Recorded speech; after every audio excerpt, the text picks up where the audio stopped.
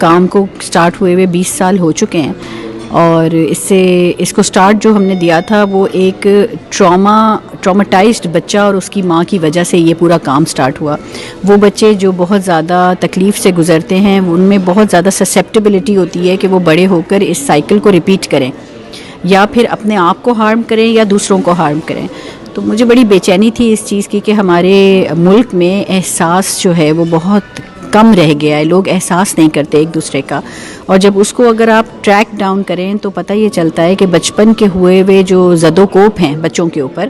وہ اس سے ان کی نرچرنگ ہو رہی ہے، اور وہ بڑے ہو کر وہی چیز ریپیٹ کرتے ہیں، یا تو اپنے چھوٹے بھائی بہنوں کے ساتھ یا جانوروں کے ساتھ، یا اور جب وہ جمع ہو جاتے ہیں تو پھر جو بھی ان کے فیملی ممبرز ہوتے ہیں۔ اور یہ ظلم کا سلسلہ جو ہے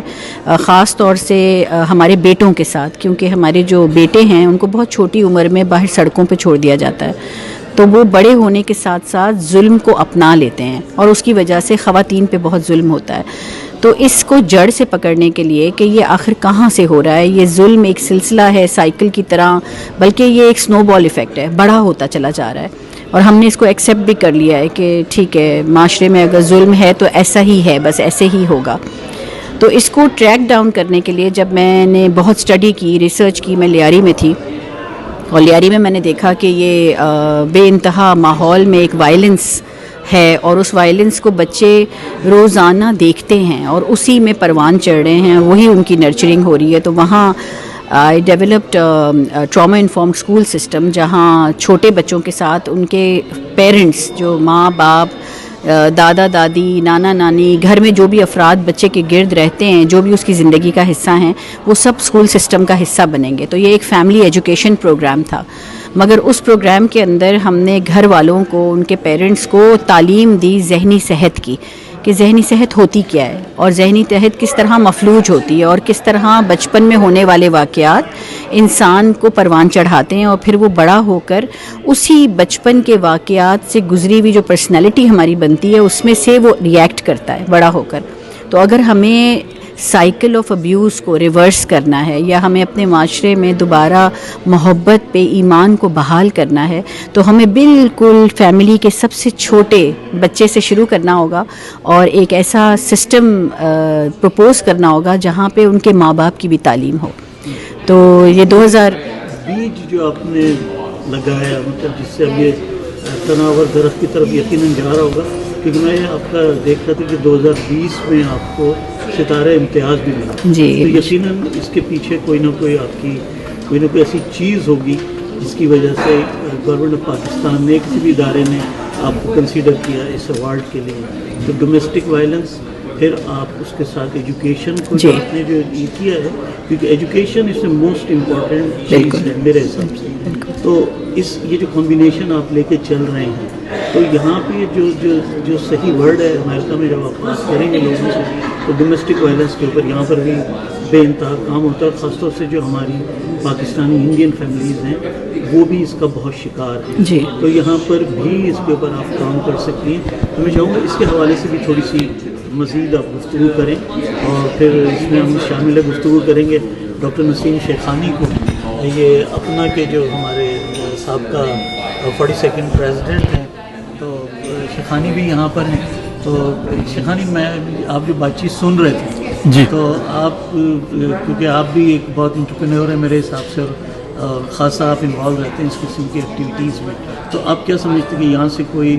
آپ ان کے ساتھ مل کے کوئی ایسا کوئی جوائنٹ وینچر، کوئی ایسی چیز، یا کوئی سپورٹ کمیونٹی کے طور پہ؟ بالکل سپورٹ تو ہر اچھی چیز کو ہمیں سپورٹ کرنا چاہیے، اور یہ بہت ہی اچھا پروگرام ہے، اور میرے خیال میں تو جو ہمارے جو مین کانٹیکٹس ہیں وہ فزیشنز ہیں زیادہ تر، اور انہی کے تھرو جو ہے ہم لوگ برانچنگ کرتے ہیں کمیونٹی میں۔ تو زیادہ تر ہم لوگ بھی یہی کرتے ہیں کہ پہلے دیکھتے ہیں کہ ایک کمیونٹی میں ڈاکٹرز کون ہیں اور ڈاکٹرز میں ایکٹیو کون ہے، پھر ان کو پکڑ کے you just go ahead and get more people into the thing. So اس میں صرف اور صرف یہ ہے کہ بھئی آپ کو میرا یہ خیال ہے کہ بھئی یہاں دوسرے پروگرامز بھی ہوتے ہیں، مگر دینے والے تو بہت ہیں، اور پھر آپ کے جو ہیں وہ چاہنے والے آہستہ آہستہ بننے شروع ہو جاتے ہیں، اور اس میں ایک فائدہ ہوتا ہے۔ اور میرے خیال میں تو بھئی جو پاکستانی فزیشن کی جو اپنا ہے وہ ایک وائٹل رول پلے کر سکتی ہے، یا آپ کراچی میں زیادہ تر ہیں تو سندھ میڈیکل کالج کی جو المنا ایسوسیشن ہے، ڈاؤ کی جو المنا ایسوسیشن ہے، وہ کافی اسٹرانگ ہے اور وہ مینلی آپ کو ڈائریکٹ کر سکتے ہیں کہ بھائی آپ کن کن لوگوں کو ہولڈ کریں، یا سائیکارٹسٹ ہیں کافی انٹرسٹڈ ہیں ان چیزوں میں. اور میں بھی لوگوں سے بات کروں گا اب جو آپ نے بات کی اس میں، اور کافی ہم لوگ جو ہیں آلموسٹ میں جو ہوں ہر سال پاکستان جاتا ہوں تو بہت سارے سائیکارٹسٹ اور بہت سارے لوگ یہاں ہیں جو کہ کراچی سے نہیں بھی ہیں مگر ان چیزوں میں انٹرسٹڈ ہیں. تو جیسے یہاں ہمارے شہر میں شکاگو میں ایک فاریا ہیں، وہ سائیکارٹسٹ ہیں، وہ ان چیزوں میں کافی انٹرسٹڈ ہیں. آمنہ بٹار ہیں یہاں جو کہ فیملی فزیشین ہیں، وہ ڈومیسٹک وائلنس میں بہت زیادہ انوالو ہیں. تو وہ چیزوں میں جو لوگ آپ کو مل جائیں گے، ضروری نہیں کہ وہ کراچی کا ہی ہو، مگر they do good work, they have done a lot of good work. And اس میں یہ کہ بھائی we can share the list, ہم آپ کے ساتھ لسٹ شیئر کر سکتے ہیں، ہمیں کوئی فرق نہیں پڑتا. ڈونیشنز میں لوگ اپنی مرضی اور اپنے دل سے دیتے ہیں، اگر ہمیں دیں گے نہ دیں، آپ کو دے دیں، کہیں بھی دیں ضرور. دس از دا ہول آئیڈیا. یہ کیونکہ ایک ایسا موقع تھا کہ ہم بھی آپ سے ملنے آئے تھے تو میں نے اس موقع سے فائدہ اٹھایا. یہ مقصد کوئی ایسا نہیں تھا کہ ہم کسی قسم کا بھی پروموشن کر رہے ہیں. یہ ایک کیونکہ میں شیخانی سے بڑا متاثر ہوں، ان کے کام سے، ان کے ورک سے. میری بھی پوری کوشش ہوتی ہے کہ ہم